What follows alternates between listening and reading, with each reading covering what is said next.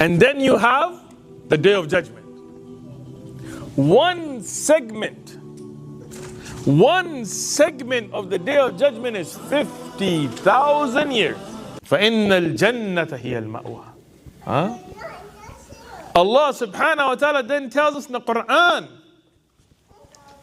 that for those that fear standing in front of their Lord on the Day of Judgment, standing in front of Allah on the Day of Judgment, and they know it's coming. There isn't an atheist, an agnostic in the world that doesn't know that Allah exists.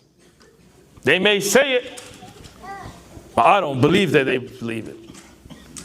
I'll tell you, myself, I was on a flight from London to LAX. It's a long flight.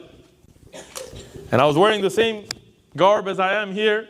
I don't Superman change. And he says, no, I don't believe in, I used to believe in God and now I'm above that, I'm educated, I believe in science.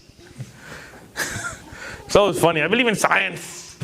Like as if I don't believe in science. Like, bro, I study science. I've got 2 master's degrees. I work in the med device industry. Like, I know science. I know the scientific method. I know clinical trials. I know the placebo effect. Yeah, no problem. I believe in all of that too. And that's what proves to me that there is a creator.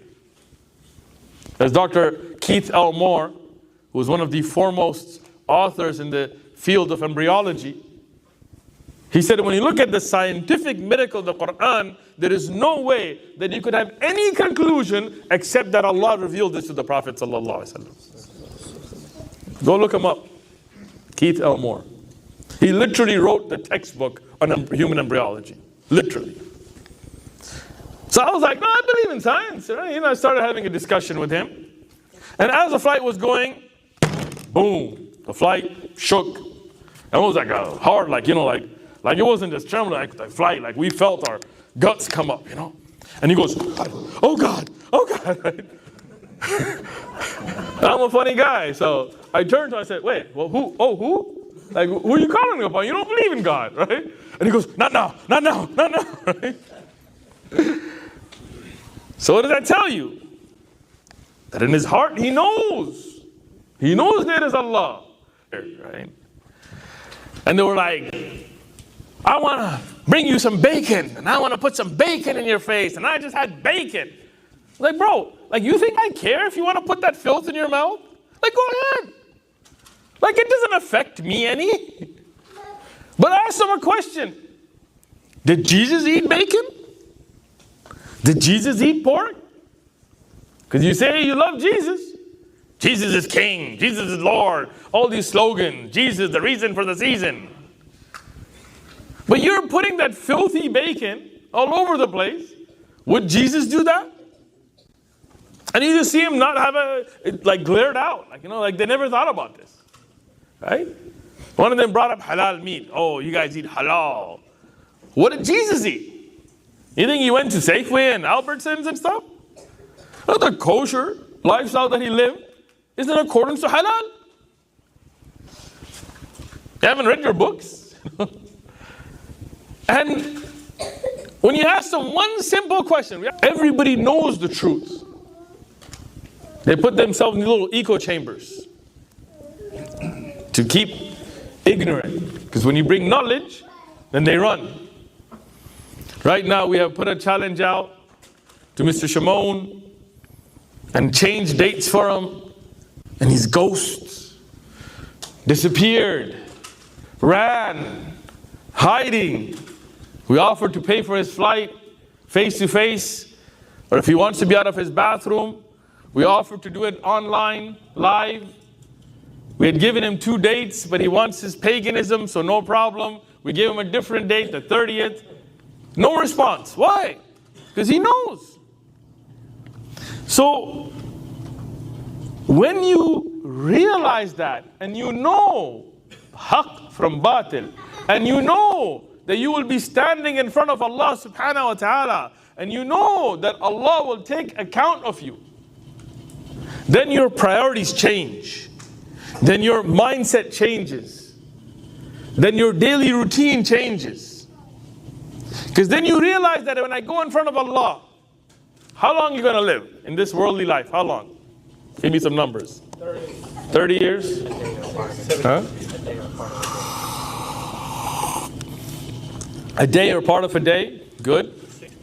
60, 70 years average. The Prophet ﷺ said the life of my ummah is between 60 and 70 years. Maybe 100 years. Let's say you really, mashallah, work out unlike me and eat healthy unlike me and don't eat sugar unlike me, right? And you live 100 years, all right? Maybe 150 years. Let's say you break all the world records out there. 150 years. 200 years. I don't know anybody in recent history that lived 200 years, right? Not counting Nuh alayhi salam's time, but recent history, 200 years. You live 200 years. And let's say 200 years, you live it up. You enjoy it. You fulfill every desire. You do every haram. Riba, zina, every haram that you wanted to do, you do it. Then what? Then what? Kullu nafsin dha'iqatul maut. Then you die. How long will you be in the qabr? Think through this, right? Like be logical. Like be scientific with this approach. Right? 70 years, 60 years, 100 years, 200 years. Then you die and you go into a qabr, which is nowhere to go except there. You can burn your ashes and scatter them. Allah will put them together in the ard for you. Right? Imagine the people that died 100 years ago, 200 years ago, 1,000 years ago. People that died in the time of the Prophet sallallahu alaihi wasallam. More than 1,400 years they've been in the qubur. Imagine the people that died in the time of Isa ibn Maryam. More than 2,000 years they've been in the qubur. Imagine the people that died in the time of Sayyidina Musa alayhi salatu salam. The people that died in the time of Yusuf alayhi salam, or Yaqub alayhi salam, or Ismail and Ishaq alayhim salam, or Ibrahim alayhi salam, or Nuh alayhi salam, or Adam alayhi salam. How long is just the life in the qabr? And then you have the day of judgment. One segment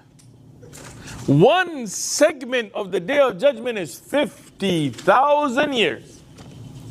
50,000. 50,000 aam. Think about that. What's your 100-year life compared to that? Yeah? And then you have only two destinations. Only two destinations. Al-Jannah or An-Nar. Now, you don't have to like it. You know, why did Allah make hell? Why did Allah make... Oh, you know, you get all these stupid questions from Muslims nowadays, right? Like, I don't know. When you get to the day of judgment, ask them. But it is what it is. Why is the sun hot? I don't know. Why is the moon the way it is? I don't know. When you see Allah, you can ask him all these questions. But I can tell you, the sun's hot. Learn to live with it, especially in Texas. You better get some sunscreen or something, man. You're burning up out here, bro. Right? The reality is, there is Jannah and Jahannam. Those are your two choices. Pick. Because your choice, you can accept Islam. You can accept the reality of Tawheed. You can accept what has always been there, that Allah is the creator of everything. And you can do your best. You know, you're not going to be perfect. You can do your best. And then you'll be in Jannah, khalidina fiha, forever and ever. Or you can close your eyes, be like, the sun doesn't exist. There is no sun. Mind over matter. It's actually very cool. Sure, bro. It's up to you. And you can deny the existence of Allah. You can worship an idol. You can worship a man. You can worship a saint. You can worship a grave. You can worship a monkey. You can worship a cow. Let that monkey sling some poo at you and think it's a blessing. or drink some cow urine and love it for it, whatever. That's your choice. But then, Jahannam is hot. And it's forever and ever. خالدين فيها أبدا.